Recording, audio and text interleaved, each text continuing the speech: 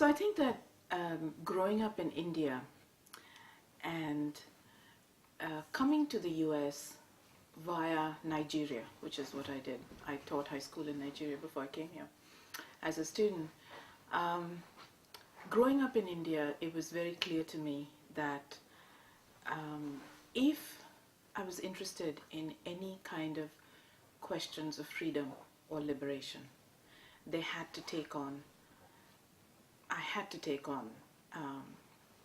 decolonization as a deep intellectual epistemological question, because even though I grew up as part of a post-independence generation, you know, all we had at that time was formal decolonization, which meant we weren't necessarily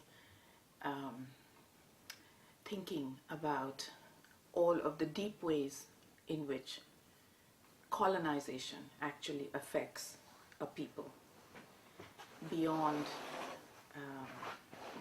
beyond self-governance, right, at the state level. What are the ways in which people who are formerly colonized and who've been subjected to various forms of domination have to think about decolonization at psychic levels, at social levels, in terms of racialized gender ideologies, in terms of the knowledges being produced, which, the knowledges being produced, the kinds of things that are taught in the school system become very crucial in terms of how people can imagine themselves. So growing up there and experiencing also a different colonized culture, which was in Nigeria, where I taught high school and where I had to justify to myself teaching Keats and Shelley and Shakespeare to Nigerian students for whom this was a very far stretch. Not that it wasn't for me when I was in school in India, but I think the combination of those experiences really brought home the significance of thinking about history and specifically colonial legacies, okay, in any liberation project for me. So then I come to the US, and one of the things I have to do almost immediately is learn the script of race and racism in the United States. And this is a new script. It's not that I don't understand a little bit of it, because I've lived in Nigeria as an Indian in a black country with Europeans in very dominant role, even then. But, the script of American racism is very particular. And in order to understand that, you really have to, as somebody from the outside, as somebody from the South, it was very important that I actually teach myself about the counter-narratives or the history from below of this country, in order to both understand how racial and economic domination worked and where I fit in as an immigrant and as a person from the South. And so that kind of thinking about colonial legacies then comes together with thinking about what those legacies mean in the context of a hegemonic culture in the North, and not any old culture, the United States. How do you keep in your mind, in your analysis, in the way you make sense of the world, how do you keep questions of the profound gendered structure of society together with colonial legacies, capitalist scripts, racialized ideologies, and nationalisms? How do you keep those things together and use that as a frame to understand what's going on? So a lot of my work then began by asking the question, so what am I reading in terms of feminist theory? what is hegemonic feminist theory, however one wants to define that, teaching me? And what it was teaching me was that that there was a way in which the focus, a particular kind of focus on gender, as non-racialized, as non-classed, right? And as sometimes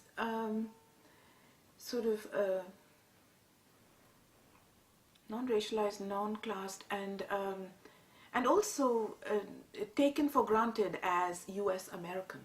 There was no space really for thinking about marginalized constituencies of women who, in my opinion, very often were poor, working class, of color in the North, and often peasant working class workers in the South, that there wasn't a space for understanding these communities of women as critical communities with agency, having their own understanding of how they are located in the situation they're in. That is, that they have an understanding and reading of power, right? Because what I started finding was that the kind of feminist theory or gender analysis that I was subjected to, or that I was exposed to, really ended up colonizing these groups of women in order to construct, and as you know, some of my old work, in order to construct this this notion of the free, liberated Western feminist. Okay.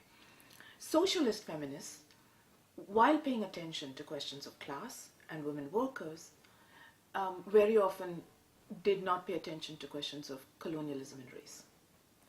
So while, there was a piece of it there for me that was important in the reading of capitalism and the understanding how capitalism and capitalist values become naturalized in the world we live in, and that they allow people actually with privileges to either construct people without those privileges as pure victims or as people deserving of charity, or as people who have no critical understanding of power and how to fight it. That seemed to be what I was reading. So that's actually some of the ways in which I get to thinking about what it means to speak of global capitalism, corporate globalization right now, and of the possibility and the potential of transnational anti-capitalist feminist struggle, right? That's how I get to this place where I'm, asking the questions of what is it, for instance, about how historical colonialisms, how do historical colonialisms construct themselves and their relations of rule on the basis of racialized gender? Okay, that becomes an important question. And how does that then get picked up in the decades following?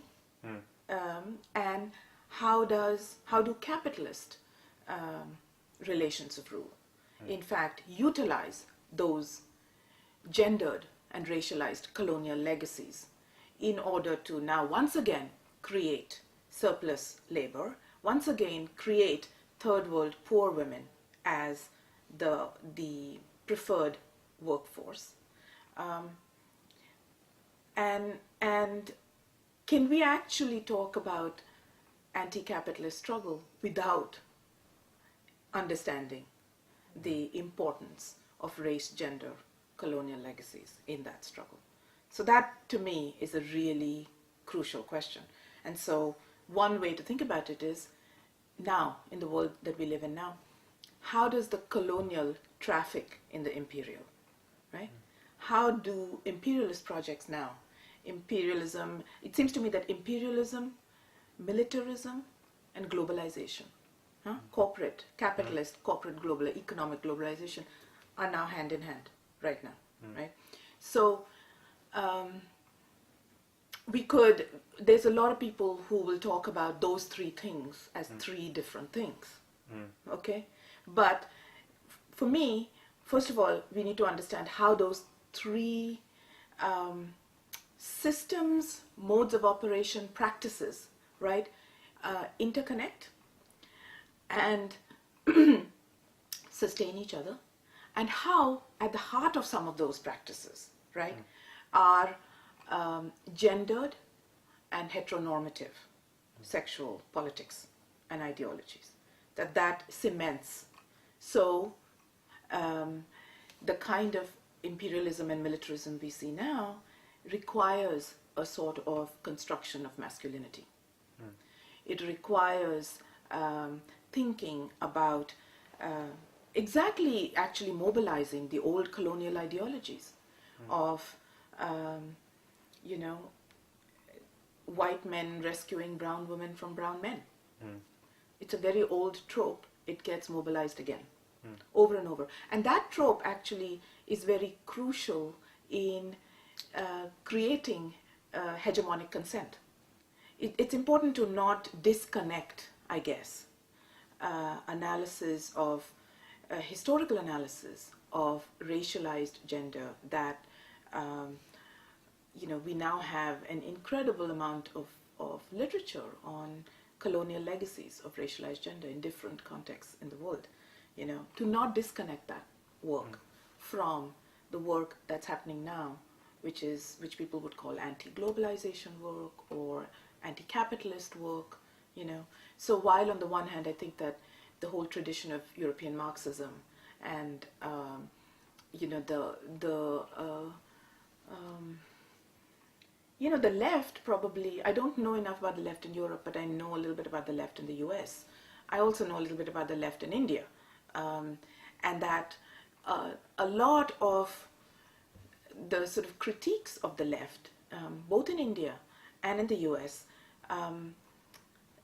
have come from women within those struggles who have made it very clear that, in fact, the kind of way the revolutionary subject is defined, or even the reading of how power works, you know, is faulty because it is not gendered, right?